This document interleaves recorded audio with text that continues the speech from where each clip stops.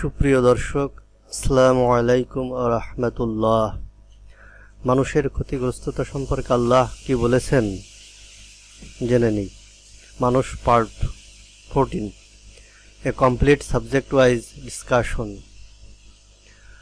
বিসমিল্লাহির রহমানির রহিম। মহাকালের শপথ, নিশ্চয়ই মানুষ ক্ষতিগ্রস্ত, কিন্তু তারা নয় যারা বিশ্বাস স্থাপন করে ও সৎকর্ম করে এবং পরস্পরকে তাকিদ করে সত্যের এবং তাকিদ করে সবরের। সূরা আসর, আয়াত নং 1-3। সুপ্রিয় দর্শক, কোরআন শরীফের ছোট্ট একটা সূরা নিয়ে একটু চিন্তা ভাবনা করুন তো। মহান আল্লাহ তাআলা এর ভিতর কত তাৎপর্যপূর্ণ উপদেশ দিয়েছেন। এই কথাগুলো আমরা মানতে পারি না, বিধায় আমাদের সমাজ আজ ধ্বংসের দ্বার প্রান্তে। ভালো লাগলে লাইক, কমেন্ট, শেয়ার করুন। শিক্ষামূলক নতুন নতুন ভিডিও পেতে চ্যানেলটি সাবস্ক্রাইব করে আমাদের সাথে থাকুন।